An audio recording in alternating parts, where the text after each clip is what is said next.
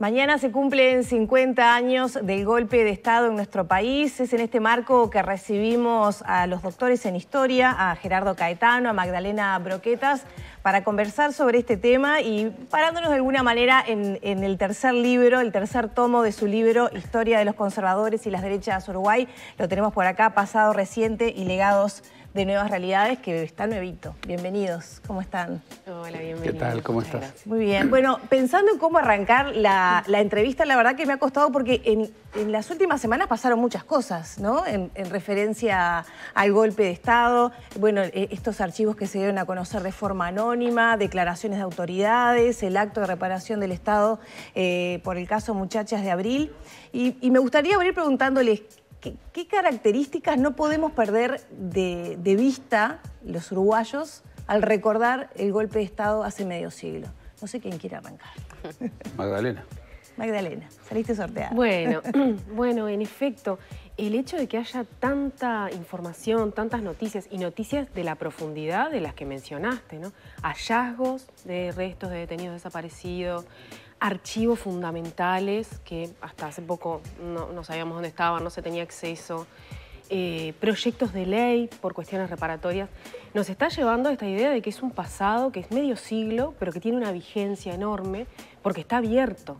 Y está abierto por muchos motivos, en buena medida por lo drástico de lo que fue el golpe y la dictadura a nivel represivo y también en parte por cómo se salió de esa dictadura, ¿no? Eso nos lleva a esta preocupación de los 50 años y al libro, ¿no?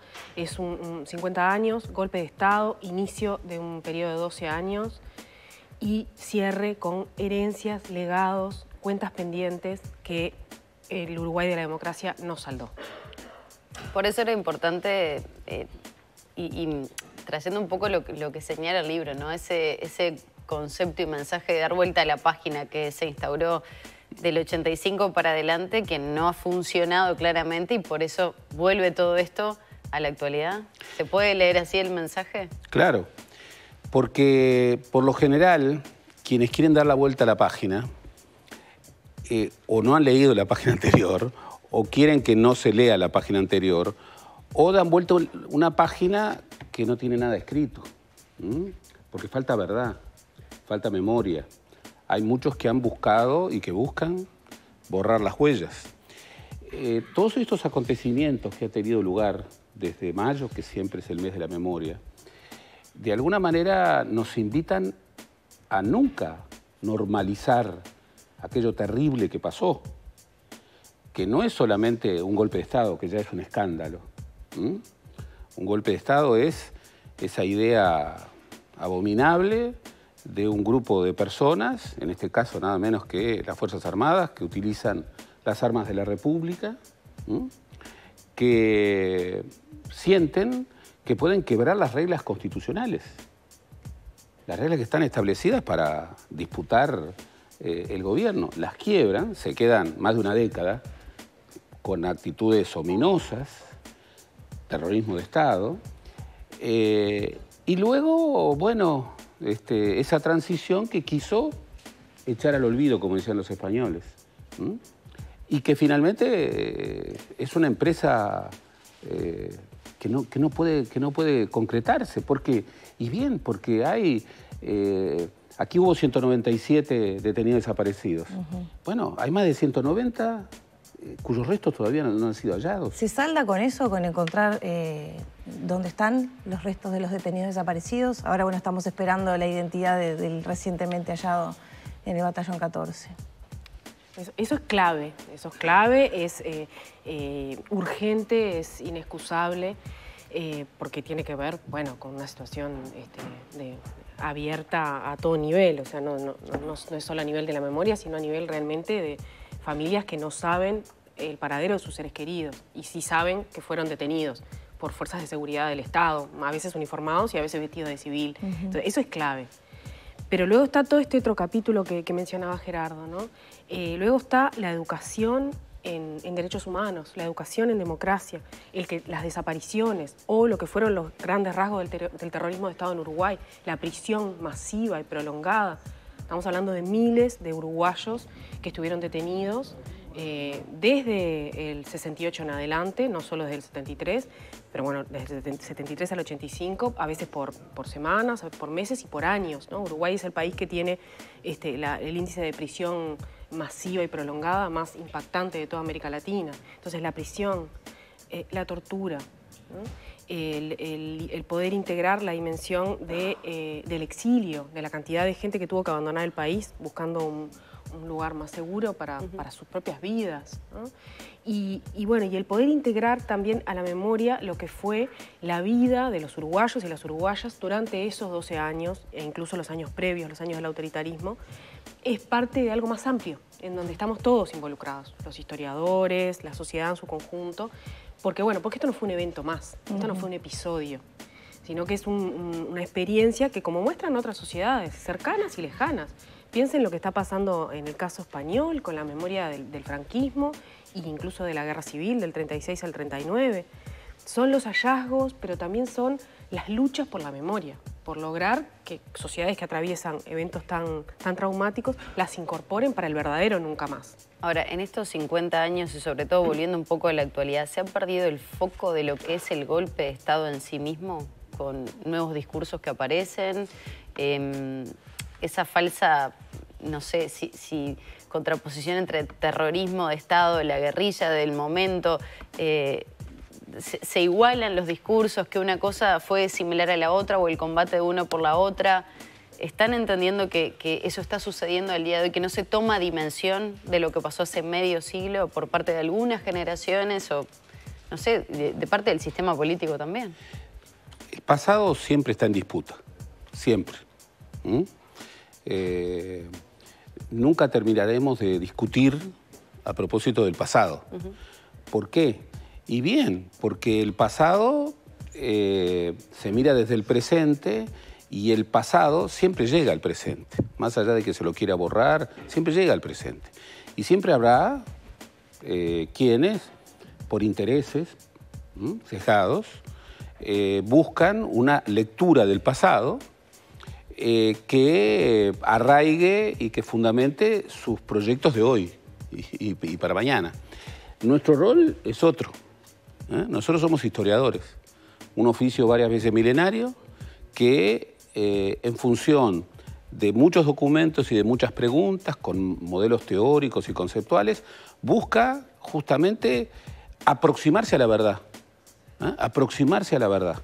Y en ese sentido no se casa con nadie. Y en ese sentido la historia siempre... No hay un tema que se agote para siempre, no. Siempre hay nuevos documentos que esperan, nuevas preguntas a viejos documentos.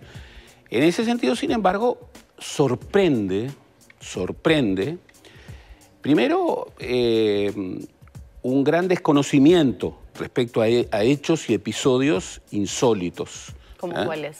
Y bien, por ejemplo, que la teoría de los dos demonios se sustenta en desconocimiento probado.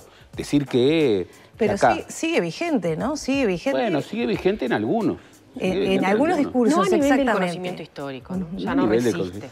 No, digo más bien a nivel político, ¿no? Pero por eso, porque tiene que ver con usos políticos de la historia, ¿no? ¿Cómo como historiadores podemos siquiera hablar de la teoría de los dos demonios cuando en el momento del golpe de Estado, el 27 de junio de 1973, uno de esos mentados demonios, que serían los grupos armados, no han hecho ninguna acción en los últimos 8 meses anteriores, están desmantelados, están detenidos o están en el exilio? Es una teoría que busca exculpar en algún sentido y que no está reponiendo la complejidad del momento. Un momento en donde hay un movimiento social muy potente, sindical, estudiantil, muy importante, donde hay intelectuales. Lo que tú dices. Está vigente. Y bien, está vigente en algunos historiadores profesionales que yo conozca. Pueden ser de distintas escuelas historiográficas, pueden tener, porque los historiadores son ciudadanos, pero que funde su visión de los dos demonios, no creo. ¿Por qué? Porque, por ejemplo, como decía Magdalena, los historiadores somos muy afectos a la cronología. Entonces, bueno, cuando uno hace la cronología, ¿con qué se encuentra?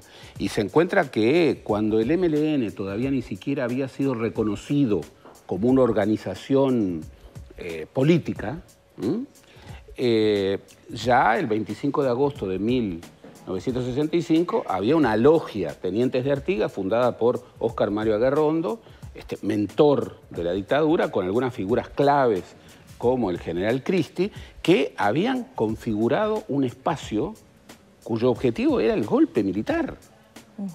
Pero como ustedes nos han enseñado, todo tiene su caldo de cultivo social, ¿no? No solamente fuerzas antagonistas, como en este caso ustedes vienen describiendo, sino otros apoyos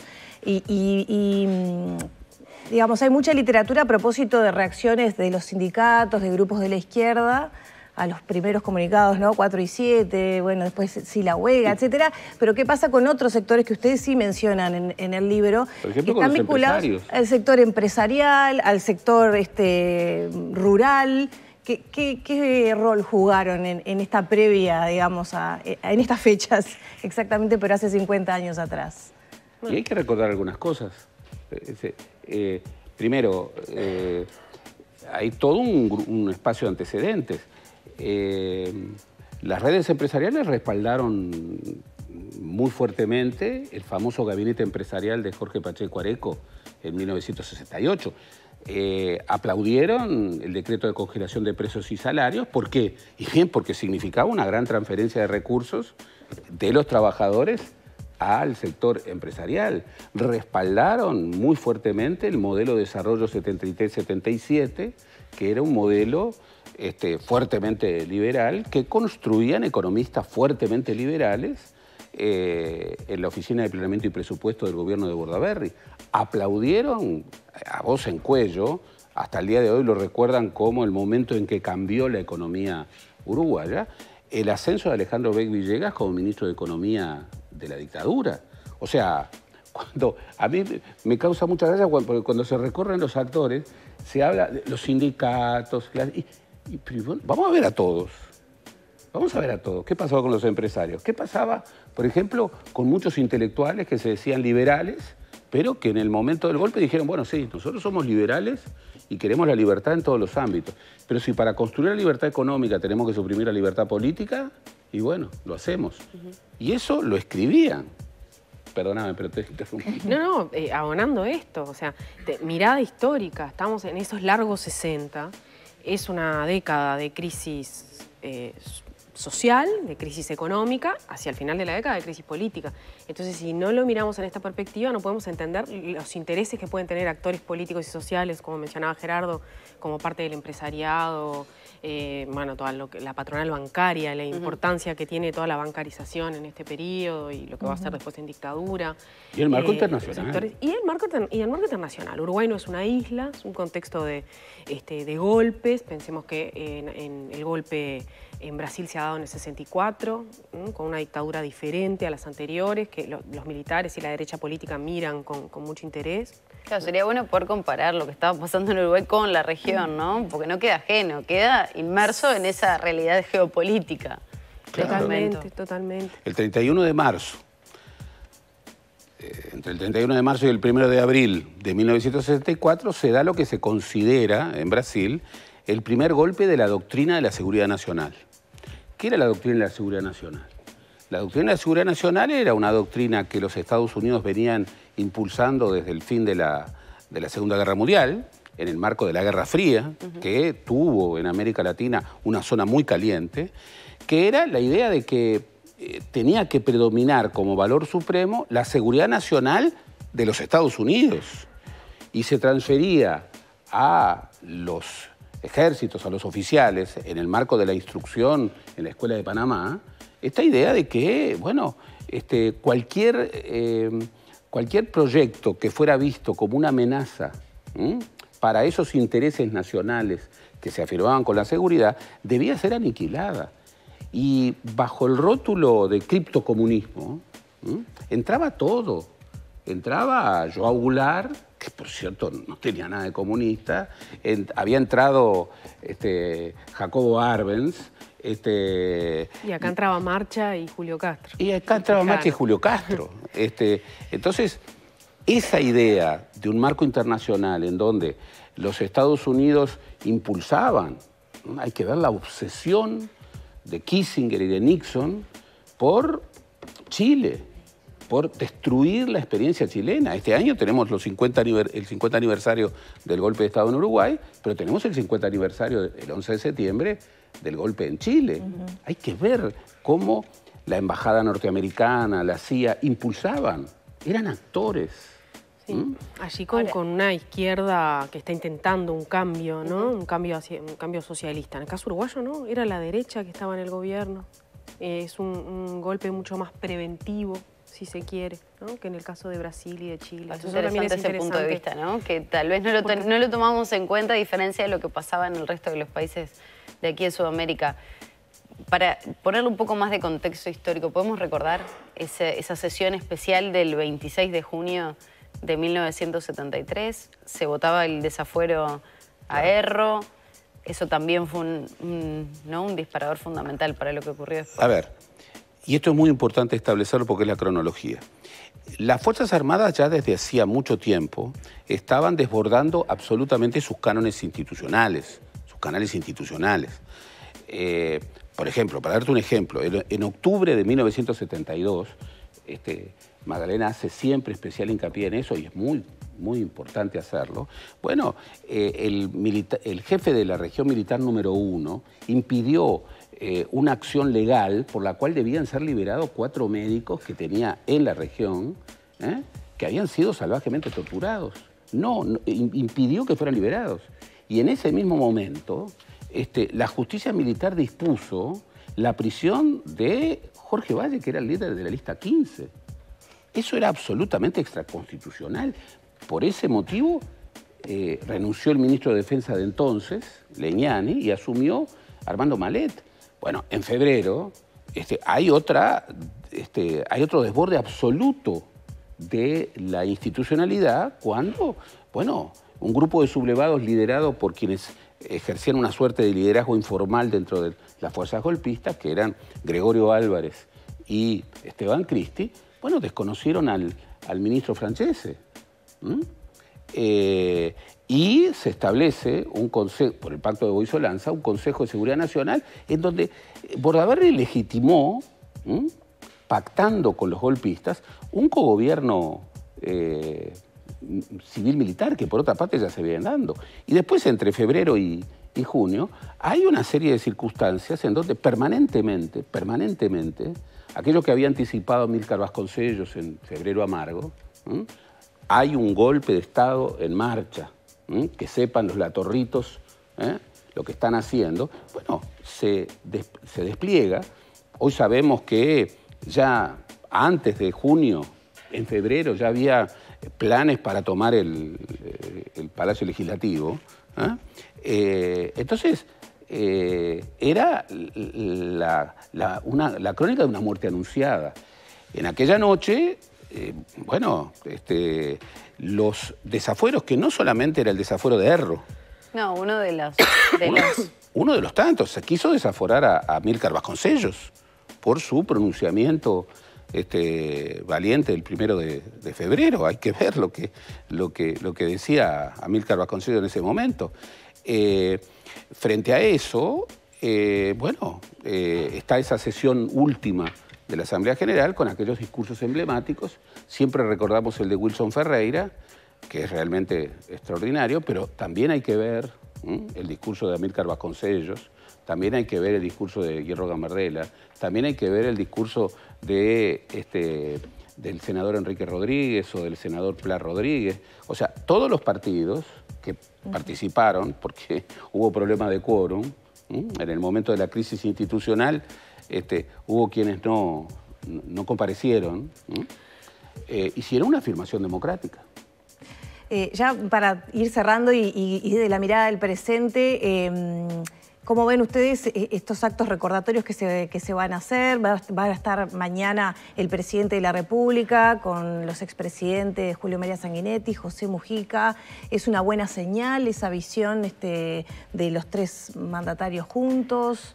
Bueno, ¿o falta algo? Tenemos los documentos, ¿no? En internet también girando por ahí. Sí, los documentos solos no bastan. O sea, tiene que haber un trabajo con esos documentos y una integración a esto que conversábamos antes, ¿no? A la memoria, al relato y a la investigación histórica y a las causas judiciales. Pero en realidad hemos llegado a esta conmemoración de los 50 años con un clima algo preocupante en relación a las referencias a ese pasado y a la importancia y al lugar que tiene que tener ese pasado, ¿no? Sin duda está habiendo muchas iniciativas, pero en lo que tiene que ver con el Estado, bueno, el hecho de que el presidente faltara al acto reparatorio. Al acto reparatorio la semana pasada es un indicio bastante fuerte. Y esta idea, ¿no?, de que si estamos hablando de una memoria de la dictadura, de veras tiene que ser una memoria plural y de veras tiene que ser una memoria sincera. O sea, no puede ser solamente un saludo a las instituciones republicanas. Y bueno, y estamos en medio de la consideración de proyectos, ¿no?, como el proyecto que se va a votar la semana que viene de reparación de las víctimas del terrorismo en manos de grupos armados, que es un proyecto que tiene problemas en su cronología, que tiene problemas en su fundamentación. Hemos escuchado, como hacía mucho tiempo que no escuchábamos, cuestionamientos a la Fiscalía Especializada en Delitos de Lesa Humanidad. Hemos escuchado cuestiones que, si se quiere, desde el punto de vista del gobierno, del Estado, no serían las más deseables después de todo lo que hemos sabido en este siglo XXI y que en buena medida recorre este tomo, ¿no?, que tiene que ver con la justicia, con la investigación, con nuevas memorias. Sé que nos tenemos que ir. Sí. Haríamos unas cuantas preguntas más con May. Pero a propósito digamos, de lo que ha surgido con el encuentro de los expresidentes y las palabras del actual presidente. Eso en sí mismo es un dato muy importante. En América Latina, en muchos países, ni siquiera puede darse eso que nosotros vemos como tan natural, que es que el presidente saliente le entregue los símbolos del mando al nuevo presidente. Eso en muchos países de América Latina, prácticamente en todo, no puede darse. El hecho de que aquí tengamos una relación de convivencia civilizada entre los expresidentes con el presidente es algo muy, muy importante. Pero no basta la foto de familia, mucho menos ahora, mucho menos que después del error, profundo error, del presidente de la calle Pou en no comparecer frente a las víctimas, frente a los familiares de las víctimas, en el reconocimiento de una sentencia que es vinculante con el Estado uruguayo, que es la sentencia de la Corte Interamericana por el caso de las llamadas muchachas de Abril y por las desapariciones de Tassino y de Luis Eduardo González. Entonces, muy bien la foto de familia, muy bien, patrimonio uruguayo, señal democrática, pero tiene que ser afirmado con un pronunciamiento muy categórico, que no sea simplemente nunca más dictadura, que tiene que estar, sino el involucramiento, el compromiso respecto a las cosas que un presidente como supremo comandante de las Fuerzas Armadas tiene que hacer para que haya lo que sustenta en Nunca Más, más justicia, más verdad y más memoria. Ya tengo que terminar. ¿Se requiere un pedido de perdón por parte de las Fuerzas Armadas para seguir con este proceso, digamos, sanador? Mira, yo antes que el perdón, que es toda una cuestión muy discutible, lo que se necesita está muy claro y es el emblema de todos los regímenes que han pasado por situaciones traumáticas como el terrorismo de Estado. Se requiere más justicia, se requiere más verdad, se requiere más memoria y se requiere más reparación.